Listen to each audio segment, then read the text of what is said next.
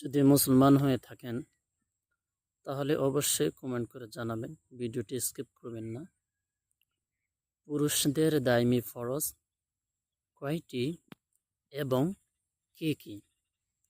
যদি জানা না থাকে তাহলে ভিডিওটি শেষ পর্যন্ত দেখুন এবং জেনে নিন, অন্য ভাইকে জানার সুযোগও করে দিন শেয়ার করে।